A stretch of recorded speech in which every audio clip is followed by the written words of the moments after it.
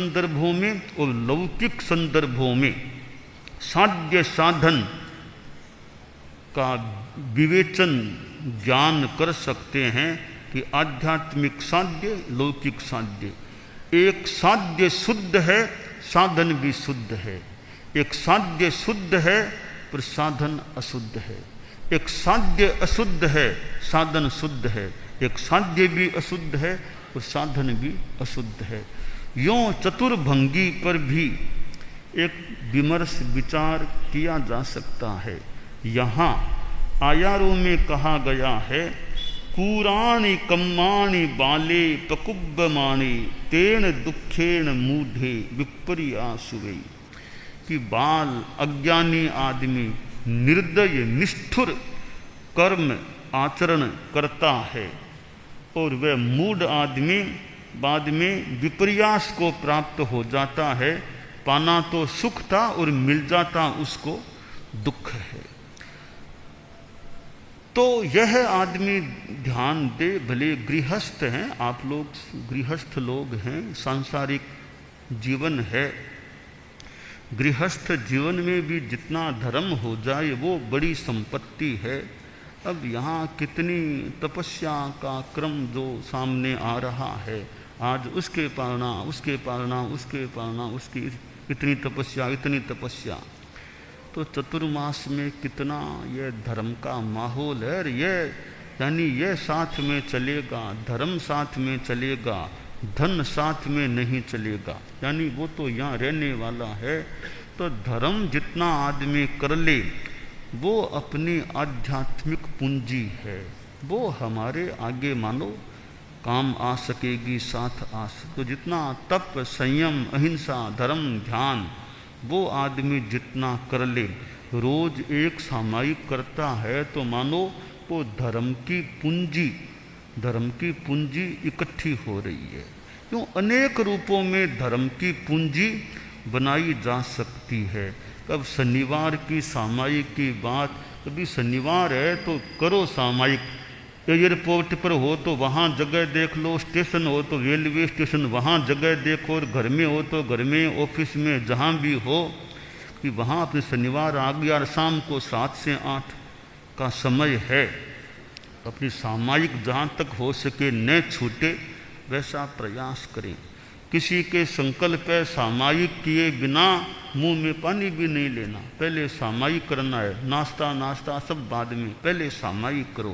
कि आज दूसरे काम में लग गया कि नाश्ता भले 10 बजे 11 बजे कर लूँगा, पर पहले सामायिक पूरी कर लूँ। बाकी तो परिस्थितियाँ है, कभी मान लो न भी आदमी कर पाए।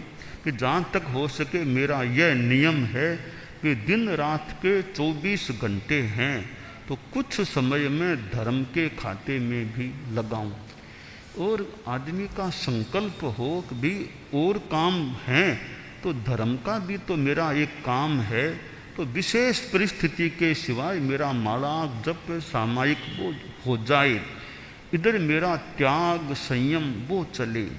अब 14 नियम जो हमारे पुरानी परंपरा भी, आज के दिन के लिए मेरे ये नियम, आज इतने द्रव्यों से ज़्यादा नहीं, आज ये नहीं, आज ये नहीं, एक दिन का मेरा त्याग है। आसान है, एक दिन की तो बात है, एक दिन इतना कर सकता हूँ करूँ। यूँ अनेक रूपों में धर्म की साधना की जा सकती। अब किसी ने त्याग कर दिया तो मैं प्लेन की यात्रा नहीं करूँगा, मान लो त्याग कर दिया। अब त्याग कर दिया, अब जीवन भर के लिए ही त्याग कर दिया कि प्लेन से यात्रा नहीं करूँगा। अब परिवार के लोग कहते हैं हम तो प्लेन से जाएंगे, आप भी हमारे साथ प्लेन से ही चलो। तो भैया अब यहाँ आदमी सोचे मेरे प्लेन के त्याग हैं, तो परिवार वालों से यह बताए कि भी मेरे त्याग लिए हुए हैं, तो यात्रा प्लेन से करना जरूरी तो है नहीं ना। जाना तो कहीं है, तो कई साधन हैं। मैं प्लेन में नहीं जाना, प्लेन में मेरे व्रत का भंग होता है, तो मेरे लिए प्लेन की व्यवस्था न करें। थोड़ा बताएं भी मेरा त्याग न टूटे। एक यह सोचे भी ठीक है अब त्याग है तो है, दंड ले लेंगे, क्या टूटेगा तो। जहाँ तक हो सके त्याग को तोड़े। क्यों, ठीक है मजबूरी में कभी तोड़ना पड़ जाए तो प्रायश्चित की बात है, पर हो सके वहाँ तक तो त्याग मेरा न टूटे। ये प्लेन का त्याग है तो भाई या तो नहीं जाए कोई बात नहीं, भी मेरे त्याग है मैं नहीं जा सकता, जाना ही है तो प्लेन से नहीं जाना, इतना अपना प्रयास रहना चाहिए। तो जो त्याग नियम लिए हुए हों, प्रायश्चित एक है, शरीर में बीमारी हो गई तो मान लो इलाज की व्यवस्था तो है, पर इलाज क्यों कराना पड़े, अपना पहले से ध्यान रखें, इलाज भी क्यों कराना पड़े, बाकी तो अपेक्षा होने पर इलाज कराना पड़ सकता है।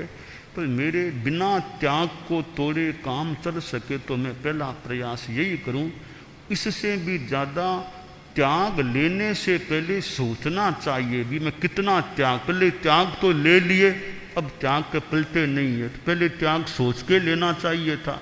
जिंदगी भर के लिए त्याग क्यों किया, पहले सोचते जिंदगी भर मेरा पलना संभव है कि नहीं है, त्याग 2 साल का ले लेते, 5 साल का ले लेते, जिंदगी भर के त्याग कर दिए, अब कहते हैं अभी अब तो पलना मुश्किल हो गया त्याग। तो त्याग हमें सोचकर लेना चाहिए भी कि एक साथ लंबा त्याग लें तो पलना संभव है या नहीं, बाद में तोड़ना पड़े तो पहले सोच लें, या तो लंबा त्याग नहीं लेकर 5 साल 4 साल 3 साल का त्याग लें, फिर आगे रिन्यू करा लो, फिर 5 साल, फिर ऐसे आगे से आगे बढ़ाते जाओ, ताकि वो तोड़ने वाली मजबूरी न आए तो बढ़िया रहे।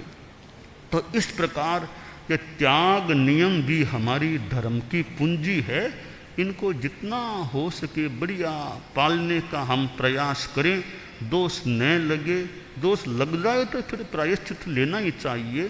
तो आयारों में कहा गया कुरानी कम्माणी, निष्ठुर निर्दय कर्म करने वाले जो लोग होते हैं वो फिर कई बार दुख को प्राप्त हो जाते हैं। तो हमें निर्दय निष्ठुर कार्य करने से बचने का प्रयास रखना चाहिए।